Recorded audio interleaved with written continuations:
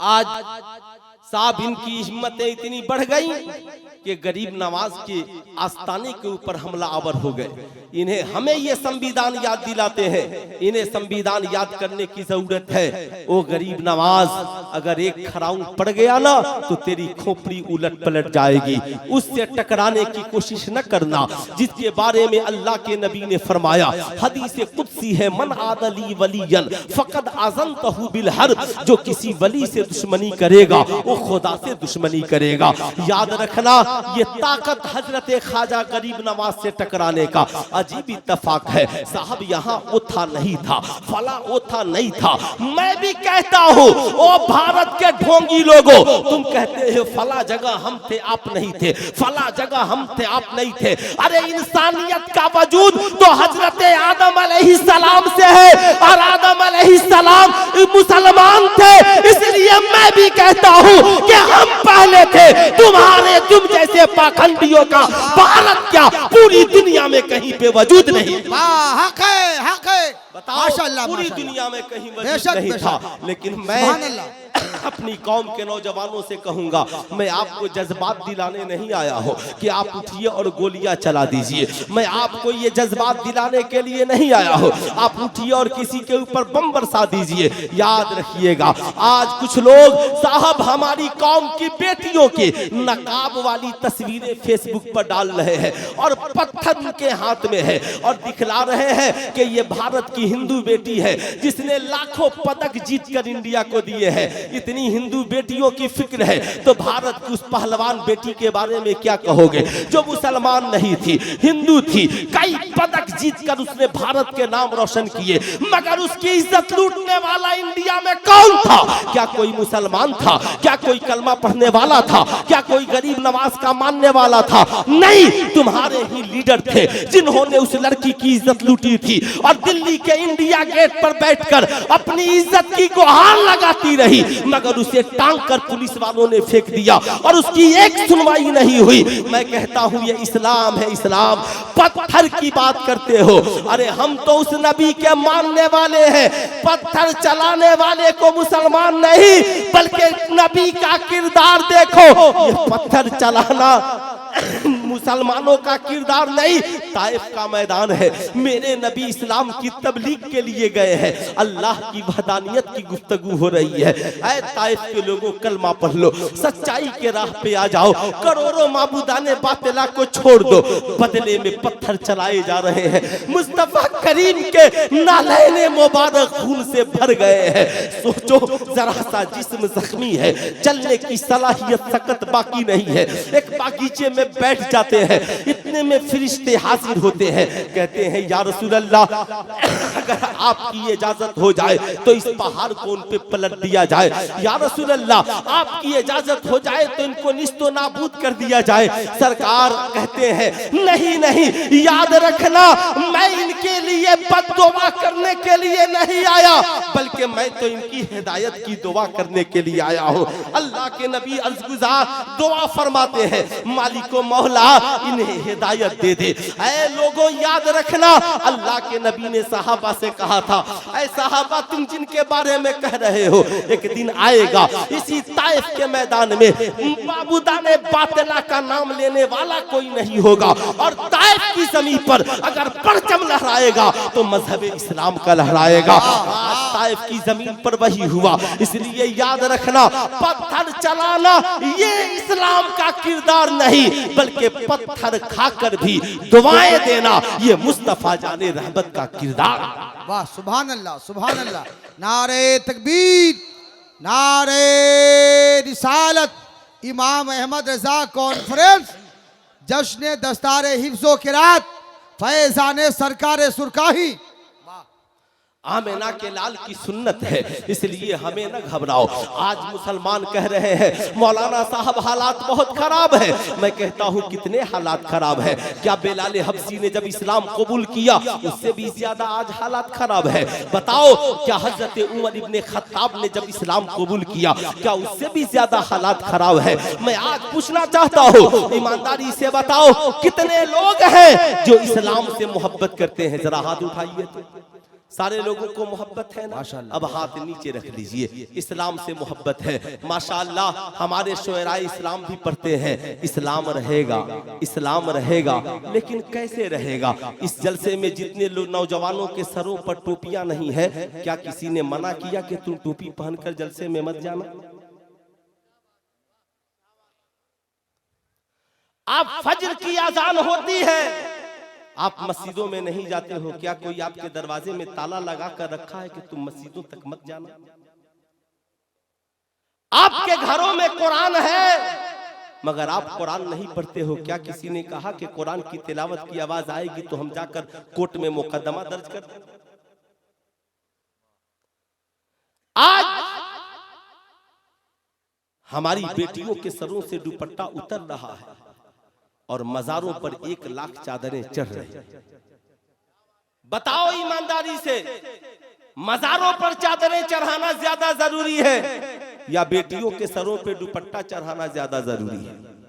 अरे फैसला आप कीजिए, क्या चढ़ाना जरूरी है? क्यों? आला हजरत ने तो लिखा कि मजार शरीफ पर 1 चादर चढ़ाई ताकि पता चले ये अल्लाह के वली की कब्र है। मगर हम लोगों ने इतनी चादरें चढ़ा दी ना कि अब साहब बड़े बड़े मजावीरों ने चादर पे निशानियां लगा दी, आप इधर चढ़ाए उधर भी उठ करके चादर चली। चादर का कारोबार गर्म हो गया।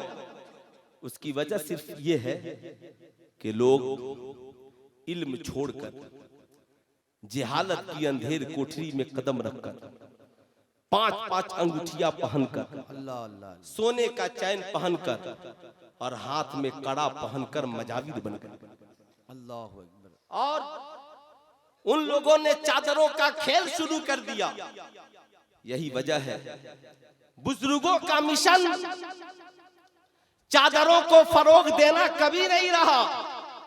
उनका मिशन था कि अल्लाह की वहदानियत की तबलीग हो, रसूलुल्लाह की रिसालत की तबलीग हो, इस कौम को उरूज मिले, ये कौम तरक्की करे। यही वजह है मखदूमे सिमना के वालिद गिरामी ने अपनी हुकूमत में सिमना में 1000 मदरसे बनवाए। मुस्तफा जाने रहमत ने मस्जिद नबवी शरीफ की तामीर से पहले सुफा जैसे चबूतरे पे पढ़ाना शुरू किया।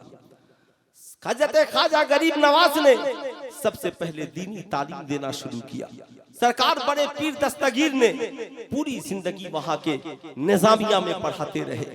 आप आला हजरत की जिंदगी देखें, हाफिज मिल्लत की जिंदगी देखें, मुजाहिद मिल्लत की जिंदगी देखें। यार आज की रात में तो सबसे बड़ी फजीलत हुजूर हाफिज मिल्लत की जिंदगी देखें। आपसे मैं पूछना चाहता हूं, क्या सरकार सुरकाही की जिंदगी ये नहीं बता रही है कि सरकार सुरकाही ने मदरसे की बुनियाद पहले रखी और उनकी खानकाह का वजूद बाद में है? ईमानदारी से बताओ, क्या जरूरत थी इन बुजुर्गों को इदारे कायम करने के? मकसद ये था इदारे जब कायम होंगे तो आलिम पैदा होंगे, हाफिज पैदा होंगे, कारी पैदा होंगे। जब आलिम हाफिज और कारी पैदा होंगे तो मजारों पर चादर का सौदा नहीं होगा, बल्कि एक चादर चढ़ेगी, मजार की भी हिफाजत होगी और इस्लाम की भी हिफाजत होगी। सुभान अल्लाह, सुभान अल्लाह, इस्लाम की भी हिफाजत होगी। आप ईमानदारी से बताएं, लोग कहते हैं आलिमों ने क्या किया? मैं पूछना चाहता हूं, ये आलिम नहीं होते आपको कलमा कौन पढ़ाता? ये आलिम नहीं होते आपके बच्चों को कुरान कौन पढ़ाता? ये आलिम नहीं होते आपके बच्चों को दिनियात की किताबें कौन पढ़ाता?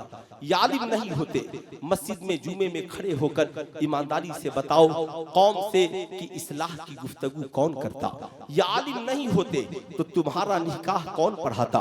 ये आलिम नहीं होते तो हलाल क्या है हराम क्या है बताओ ईमानदारी से इसे कौन बताता?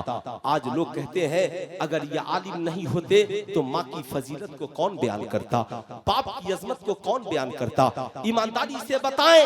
आज इतने सारे बच्चे यहाँ पे स्कूल में पढ़ने वाले बैठे हैं, मैं आपसे पूछना चाहता हूँ, नर्सरी से लेकर PhD तक भारत की किसी संस्था में क्या कोई ऐसी किताब पढ़ाई जाती है जिसमें बताया जाता हो तुम्हारे लिए अच्छा क्या है, बुरा क्या है, माँ की अजमत क्या है, बाप की अजमत क्या है, शौहर का हक क्या है, बीवी का हक क्या है, खाने का तरीका क्या है, पीने का तरीका क्या है?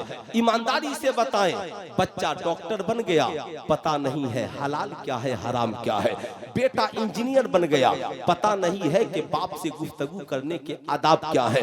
बेटा बहुत बड़ा IPS अफसर बन गया, पता नहीं है कि हलाल क्या है, हराम क्या है। इसलिए सुल्तान रजा हमेशा कहता है, मैट्रिक पास कर लेने से इंसान तालीम याफ्ता नहीं हो जाएगा, इंटर BA MA पास कर लेने से, डॉक्टर PhD की डिग्रियां हासिल कर लेने से इंसान डिग्री होल्डर इल्म वाला तो हो सकता है, मगर उसकी जिंदगी में निखार तब आएगा जब उसकी जिंदगी में सीरत मुस्तफा आ जाए। उसकी जिंदगी में इनकलाब तब आएगा जब उसकी जिंदगी में सीरत मुस्तफा आ जाए। वरना एक डॉक्टर खड़े होकर शराब पिए, लोग कहेंगे डॉक्टर है मगर शराबी है। एक इंजीनियर जुआ खेले, लोग कहेंगे इंजीनियर है मगर जुआरी है। एक IPS अफसर रिश्वत लेते पकड़ा जाए, कहे बहुत बड़ा IPS अफसर है मगर बहुत बड़ा घुसखोर और रिश्वतखोर है, इसलिए कि उसने डिग्रियां हासिल की है। हलाल क्या है, हराम क्या है ये नहीं जाना, मगर करम है अल्लाह रब्बुल इज्जत का कि उसने हमें इस्लाम जैसा मजहब अता किया है, मुस्तफा जाने रहमत जैसा पैगंबर अता किया है, कुरान जैसी किताब अता किया, ताकि मेरे बंदे नबी की जिंदगी को पढ़कर अपनी जिंदगी को सवाल ले, कुरान को पढ़कर हलाल और हराम को जान ले। याद रखिएगा, ईमानदारी से बताएं, इस्लाम वो प्यारा मजहब है जिसने सबसे पहले ऐलान किया, तलबुल इल्म फरीज़तुन अला कुल्ले मुस्लिमिन व मुस्लिमा। इल्म हासिल करना हर मुसलमान मर्द औरत पर फर्ज है, मगर इससे मुराद मैट्रिक की डिग्रियां नहीं है, इससे मुराद इंटर की डिग्रियां नहीं है, इससे मुराद BA की डिग्रियां नहीं है, बल्कि इससे मुराद ये है एक इंसान पैदा हो तो उसे पता हो इबादत किसकी करनी है, रिसालत का इकरार किसके लिए करना है, उसे पता हो हमारा ईमान अकीदा क्या है, उसे पता हो नमाज का तरीका, रोजे का तरीका क्या है, उसे पता हो तिहारत, गुस्ल और वज़ू के मसाइल और पाकी के मसाइल क्या है। वो मुसलमान हो तो इतना पता हो समाज में क्या हलाल है और क्या हराम है। अमीर है तो ज़कात के मसाइल, अमीर है तो हज के मसाइल, इतना जानना हर मुसलमान के लिए जरूरी है। मर्द हो, औरत हो, बच्चा हो, बूढ़ा हो, जवान हो, इंजीनियर हो, डॉक्टर हो, प्रोफेसर हो। यही वजह है आपने देखा होगा इल्म के हिसाब से समाज में सबको इज्जत मिलती है। आज लोग कहते हैं मौलाना हमें इज्जत चाहिए, हमें समाज में वकार चाहिए, हमें समाज में रिस्पेक्ट चाहिए। किसी को साहब हसद जलन करने की जरूरत नहीं है। मौलाना अब्दुल सलाम साहब बहुत तरक्की कर गए, हम हसद करने लगे। मौलाना इर्तिजा कमाल अशरफ साहब तरक्की कर गए, हम हसद करने लगे। नहीं नहीं, हसद न करे, रश्क करे। आप ये सोचे मालिको मौला तूने उनको तरक्की दी है, मुझे भी उनके जैसा आलिम बना दे। मौला तूने फला साहब को हाजी बना दिया, मौला मुझे भी उनके पीछे पीछे मक्का और मदीना बोला दे। फला साहब को मालिको मौला तूने आलिम बना दिया, हमें भी उनके सदके में आलिम दीन बना दे। याद रखिएगा, मगर आज जो लोग जबरदस्ती बराबरी करना चाहते हैं, एक बात याद रखिए, समाज में कोई चाह कर भी इज्जत नहीं पा सकता और ना ही चाह कर किसी की इज्जत को घटा सकता है। अल्लाह जिसे चाहता है इज्जत से नवाजता है, जिसे चाहता है जिल्लत अता कर दे, ये उसकी मर्जी है। रब के फैसले पर राजी रहिए, कोशिश करते रहिए, मगर समाज में इज्जत का एक ही जरिया है। कुरान कहता है उतुल इल्म दर्जात, जो पढ़ेगा अल्लाह उसके रुतबे को बढ़ा देगा, जो पढ़ेगा अल्लाह उसकी अजमत में इजाफा कर देगा। आपने देखा होगा डॉक्टर अपने इल्म के मुताबिक इज्जत पाता है, इंजीनियर अपने इल्म के मुताबिक, प्रोफेसर अपने इल्म के मुताबिक, आलिम अपने इल्म के मुताबिक, हाफिज अपने इल्म के मुताबिक। समाज में सारे लोग अपने अपने उलूम के मुताबिक इज्जत पाते हैं, लेकिन आपने ऐसा नहीं देखा होगा कि एक शख्स डॉक्टर हो और इंजीनियर के पीछे हाथ बांधकर खड़ा हो, इंजीनियर हो प्रोफेसर के पीछे हाथ बांधकर खड़ा हो, प्रोफेसर हो साइंटिस्ट के पीछे हाथ बांधकर खड़ा हो। नहीं साहब, दुनियावी तालीम में कोई किसी के पीछे हाथ बांधकर खड़ा नहीं होता, मगर कसम खुदा की जब हमारी कौम का एक बच्चा दारुल उलूम रज़विया, तेगिया और रहीमिया है ना से फारिग होकर जब अपनी बस्ती में पहुंचा है और पहुंच करके मुसल्ले इमामत पे खड़ा हुआ है, क्या आलिम, क्या हाफिज, क्या डॉक्टर, क्या इंजीनियर, क्या मुखिया, क्या अमीर, क्या गरीब, सारा जमाना उस हाफिज कुरान के पीछे हाथ बांध कर खड़ा हो गया है। किसी ने पूछा, ए डॉक्टर साहब, आप तो समाज के बड़े पढ़े लिखे इंसान हैं, सबसे ब्रिलियंट है, अक्ल वाले हैं, आप बताएं आपने इतनी मोटी मोटी किताबें पढ़ी हैं, मगर क्या बात है जब आपको कोई मसला जानना हो तो आप मौलाना इर्तिजा कमाल साहब को फोन लगाते हैं, मौलाना अफजल मुजफ्फरपुरी साहब को फोन लगाते हैं, हजरत ये बताइए हमारे लिए ये काम करना कैसा है, हमारे लिए ये काम करना कैसा है। अब साहब मीडिया वालों ने जब पूछा तो डॉक्टर साहब जाकिर नाइक की तरह दुनियादार नहीं थे, जिनका लिबास नहीं बदला हो बल्कि उनका दिल भी बदला था, लिबास भी बदला था। डॉक्टर साहब ने कहा, जानते हो मीडिया वालों, मैं डॉक्टर जरूर हूँ मगर मेरा जमीर मुर्दा नहीं है। सुनो, हम डॉक्टर, इंजीनियर, प्रोफेसर, समाज में तुम हमें इज्जत भरी निगाहों से देखते हो, मगर हम अपने आलिम को देखकर खड़े हो जाते हैं, हम अपने आलिम का इस्तकबाल करते हैं, हम अपने हुफाज़े किराम की इज्जत करते हैं। कहा इस इज्जत की क्या वजह हो सकती है? कहा इसकी इज्जत की सिर्फ एक वजह है। कहा वो वजह ये है, हम डॉक्टर बने हैं, हम इंजीनियर बने हैं, हम प्रोफेसर बने हैं, हम दुनिया के इंसानों की लिखी हुई किताबों को पढ़कर डॉक्टर बने हैं, और जो आलिम बना है वो अल्लाह की नाजिल करदा किताब कुरान अजीम को पढ़कर आलिम बना है, जो अल्लाह के नबी की हदीस को पढ़कर आलिम बना है, जो हाफिज बना है वो कुरान के सीने को, कुरान को अपने सीने में महफूज करके हाफिज बना है। सुनो, जिस आलिम की हम इज्जत करते हैं वो मुझसे आंख की हुस्न की वजह से बड़ा नहीं है, मुझसे दौलत की वजह से बड़ा नहीं है, मुझसे हुस्न जमाल की वजह से बड़ा नहीं है, मुझसे हस्बो नसब की वजह से बड़ा नहीं है, बल्कि कुरान की तालीम ने उसे ऊंचा बना दिया है, कुरान की तालीम ने उसे आला बना दिया है, कुरान की तालीम ने उसके रुतबे को बढ़ा दिया है। आज मैं अपनी कौम के नौजवानों से पूछना चाहता हूँ, साहब सिलेबस के हिसाब से इंडिया में पढ़ाई होती है, आप ईमानदारी से बताएं जितनी सिलेबस की किताबें चलती हैं, मैट्रिक के लिए सिलेबस अलग है, इंटर के लिए सिलेबस अलग है, बीए के लिए अलग है, इंजीनियरिंग के लिए अलग है, डॉक्टर के लिए अलग है। ऐसा आपने देखा है डॉक्टर इंजीनियर की किताब पढ़ रहा हो, इंजीनियर प्रोफेसर की किताब पढ़ रहा हो, प्रोफेसर साइंटिस्ट की किताबें पढ़ रहे हो, मैट्रिक का बच्चा इंटर की किताब पढ़ रहा हो, इंटर का बच्चा बीए की किताब पढ़ रहा हो, साहब 5 क्लास के बच्चे मैट्रिक की किताबें पढ़े? ऐसा नहीं होता। जिसका जो सिलेबस है उसी किताब को पढ़ता है।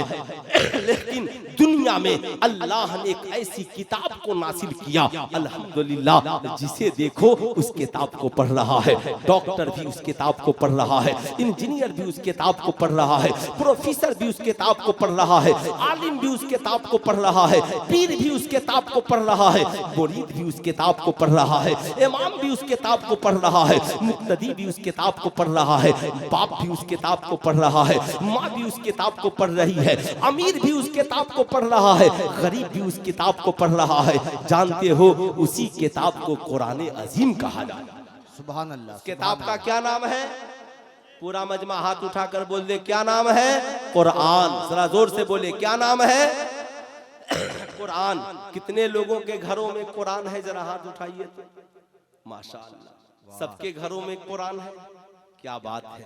अगर आपके घर में कुरान है तो दुनिया की बहुत बड़ी दौलत आपके घर में है। लेकिन मैं आपसे पूछना चाहता हूँ, ईमानदारी से बताएं, कुरान सिर्फ रखने से काम चलेगा या कुरान को पढ़ने की जरूरत है, कुरान पे अमल करने की जरूरत है? आज कितने मुसलमान हैं जो कुरान को उतार कर कंजुल ईमान की शक्ल में पढ़ते हैं? मैं आपसे कहूंगा, जब कुरान रखिए तो कंजुल ईमान रखिए। इसलिए कुरान का तर्जमा कंजुल ईमान अगर आपके पास है, आप जितनी आयतें पढ़ेंगे कभी गुमराह नहीं होंगे बल्कि हिदायत तक पहुंच जाएंगे। इसलिए कंजुल ईमान रखिए। मैं आपसे पूछना चाहता हूं, किताब एक है, मैट्रिक का बच्चा भी पढ़ रहा है, इंटर का बच्चा भी पढ़ रहा है। मैंने डॉक्टर साहब से कहा, डॉक्टर साहब आप कुरान क्यों पढ़ रहे हैं? कहा मौलाना नहीं मालूम है, कुरान ने रिसर्च का दरवाजा खोल दिया है। सबसे पहले जिसने इंसान की तख्लीक पे गुफ्तगू की वो कुरान है, जिसने कहा खोलेकल इंसान मिम्मा इंदाफिक, हमने इंसान को उछलते हुए पानी से पैदा किया है। यखरुजु बैन सुल्बे व तराई, जो मर्द के रीढ़ की हड्डी से और औरत के सीने के दरमियान से निकलता है। ये कुरान है जो रिसर्च का दरवाजा खोल रहा है। मैंने देखा साइंटिस्ट कुरान पढ़ रहे हैं। अल्लाह अकबर। अभी तो ताजा खबर में पता चला कि पहले सिर्फ यहूदी कुरान पढ़ते थे या इस्लाम पढ़ते थे, मगर अब तो आरएसएस के लोग कुरान पढ़ रहे हैं। साहब उन्होंने अपने कितने लोगों को मौलवी बना करके रखा है जो सिर्फ उन्हें ये बताएं कि माज़अल्लाह कुरान में कहां पर क्या, साहब माज़अल्लाह कुरान में कमी निकालने के लिए उन्होंने आलिमों को तैयार किया। जैसे हमारे यहाँ की जमात, याद रखिएगा, हमारे उलमा पहले बताते थे, उलमाए अहले सुन्नत के देखो देवबंदियों से कुरान न पढ़ना, अकीदा बिगड़ जाएगा। अहले हदीसों से कुरान मत पढ़ना, अकीदा बिगड़ जाएगा। साहब वहाबियों से कुरान मत पढ़ना, अकीदा बिगड़ जाएगा। मैंने कहा हुजूर कुरान तो वही है, कहा कुरान वही है, मगर उस्ताद जैसा होगा शागिर्द वैसा ही बन जाएगा। करम है अल्लाह का जिसने हमें इमाम अहमद रजा जैसा अजीम इमाम अता किया और उन्होंने कुरान का तर्जमा कंजुल ईमान हमें अता किया। याद रखिएगा, इसलिए कि देवबंदी जब कुरान उठाएगा और कहेगा वमा, कहेगा साहब कि कुल इन्नमा अना बशरुम मिस्लुकुम, अल्लाहु अकबर, कहेगा क्या तुम कुरान में नहीं पढ़ते? माज़अल्लाह नबी हमारी तरह बशर है, मगर उसके आगे भूल जाता है फर्क ये है, बशर वो भी हैं हम भी हैं, मगर उन पे वही का नुज़ूल होता है, हम पर वही का नुज़ूल नहीं होता है। जाहिर सी बात है, ये बात तब वो बताएगा जब हमारा आलिम इश्क़ मोहब्बत के इमाम बरेली के इमाम अहमद रजा खान का तर्जमा कंजुल ईमान पढ़ा होगा। जाहिर सी बात है, याद रखिएगा साहब, जब कोई अहले हदीस देवबंदी या बदअकीदा से कुरान पढ़ेगा, कहेगा नहीं नहीं, इल्मे गैब की कोई दलील माज़अल्लाह कुरान में नहीं है, मगर जब हमारा कोई सुन्नी आलिम कुरान उठाएगा पढ़ेगा, नहीं, अल्लाह 30वें पारे में फरमाता है मा हुवा अलल गैबे बेदनीन, ये वो नबी है जो गैब बताने में बखील नहीं है। अल्लाह अकबर। इसलिए याद रखिए उस्ताद का बेहतर होना जरूरी है। इससे पता क्या चला, अल्हम्दुलिल्लाह आपने इदारा कायम किया है, अगर इदारे में अच्छे आलिम होंगे, अच्छे हाफिज होंगे, अच्छे कारी होंगे, इंशाअल्लाह बच्चों की तालीम भी अच्छी होगी, बच्चों की तरबियत भी अच्छी होगी। मगर आज मुझे अफसोस होता है, आप कहेंगे मौलाना किस बात का अफसोस? आज जो कॉलेज का निजाम बिगड़ा है, आज जो स्कूल का निजाम बिगड़ा है, आज लोगों को मदारिस की बड़ी फिक्र है। आज जिसको देखिए मदरसों पर 2-4 जुमले लिख देता है, जिसको देखिए साहब मदारिस के खिलाफ 10 जुमले लिख देता है। आज साहब हुकूमत भी मदारिस के खिलाफ, उसके कारकुनान भी मदारिस के खिलाफ, हमारे यहाँ अमीर भी मदारिस के खिलाफ, पढ़ा लिखा तबका मदारिस के खिलाफ। जो ही मदरसे में दस्तारबंदी का जलसा हो, साहब लोग आते हैं, कहते हैं मौलाना साहब आप लोग मदारिस में इतने पैसे खर्च करते हैं, ये बताइए बच्चों को कंप्यूटर पढ़ाते हैं, बच्चों को साइंस पढ़ाते हैं, बच्चों को तारीख पढ़ाते हैं, बच्चों को इंग्लिश हिंदी पढ़ाते हैं। मैं जब सुनता हूँ ना मेरा कलेजा फट जाता है। मैं कहता हूँ बेशक असली तालीम जरूरी है, अब मदारिस का वो निजाम नहीं रहा जो आपकी गंदी सोच में बसा हुआ है कि मदरसे के बच्चे कंप्यूटर नहीं जानते।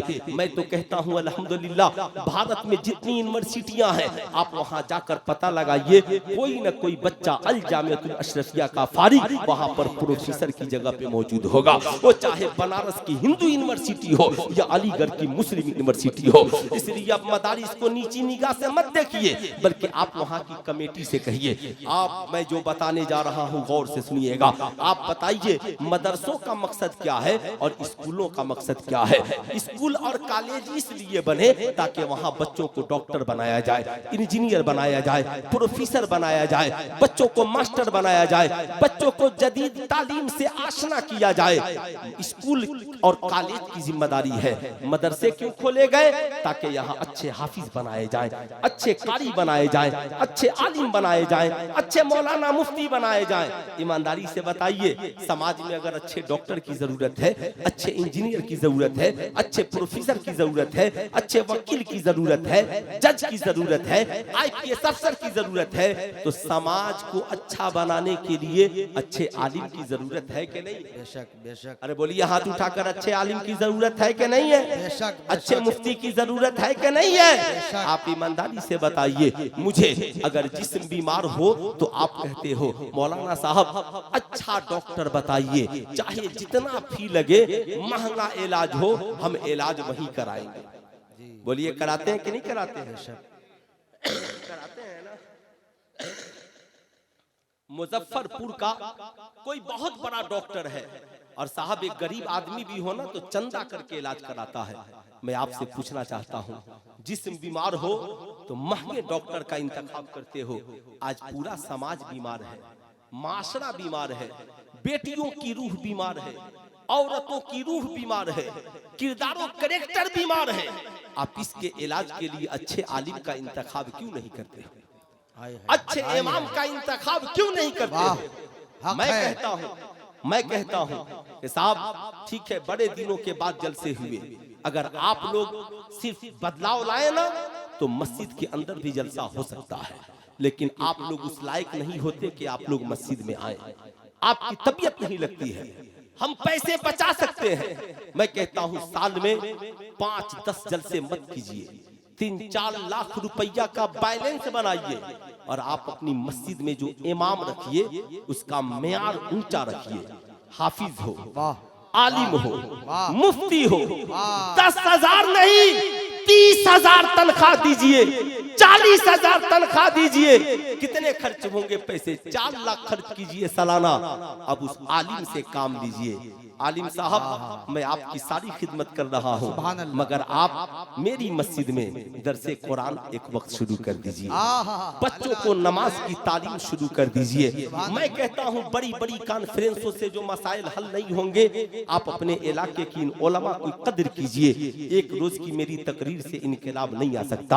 आप कितना हूँ बड़ा खतीब बुला लीजिए, हम लोग एक रोज तकरीर करेंगे, नजराने लेंगे, चले जाएंगे।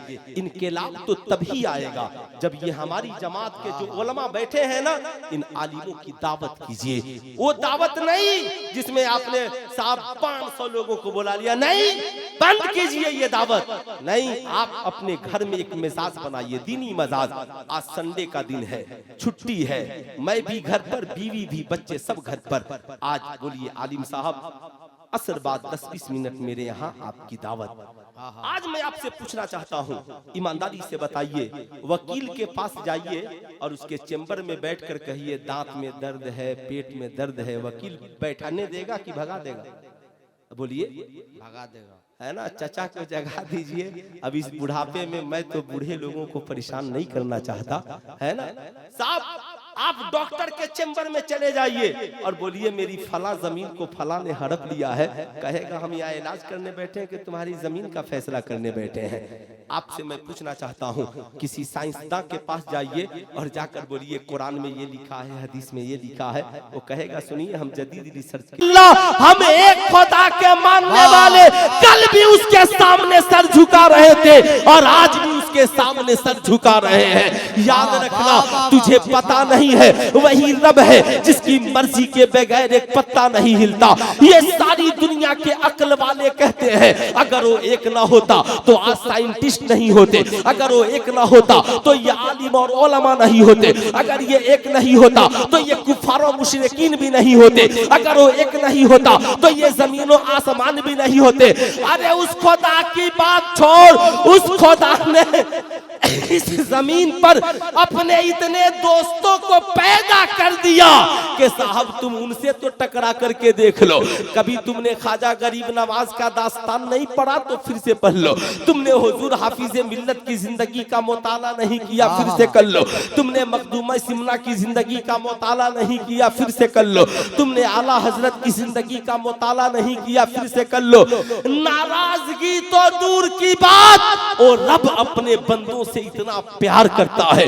बंदा नमाज न पढ़े रिस्क दे रहा है, बंदा रोजा न रखे रिस्क दे रहा है, बंदा उसकी इबादत न करे रिस्क दे रहा है, बंदा उस खुदा के बजाय लाखों माबूदाने बातला के आगे सर झुकाए फिर भी वो रिस्क दे रहा है। अब ए जालिम, जब खुदा तुझ जैसे नाफरमान से नाराज नहीं होता तो कलमा पढ़ने वाले मुसलमान से क्या नाराज होगा? नारे तकबीर, नारे रिसालत, फैज़ाने मखदूम बिहारी, इमाम अहमद रजा कॉन्फ्रेंस, जश्न दस्तारे हिफ्ज़ो क़िरात। वाह माशाअल्लाह माशाअल्लाह। आज साहब इनकी हिम्मतें इतनी बढ़ गई कि गरीब नवाज के आस्ताने के ऊपर हमला आवर हो गए। इन्हें हमें ये संविधान याद दिलाते हैं, इन्हें संविधान याद करने की जरूरत है। ओ गरीब नवाज, अगर एक खराउन पड़ गया ना तो तेरी खोपड़ी उलट पलट जाएगी। उससे टकराने की कोशिश न करना जिसके बारे में अल्लाह के नबी ने फरमाया, हदीस कुदसी है, मन आदली वलियन फकद आज़नतहु बिल हर्ब। जो किसी वली से दुश्मनी करेगा वो खुदा से दुश्मनी करेगा। याद रखना, ये ताकत हजरत ख्वाजा गरीब नवाज से टकराने का अजीब इत्तफाक है। साहब यहाँ वो था नहीं था।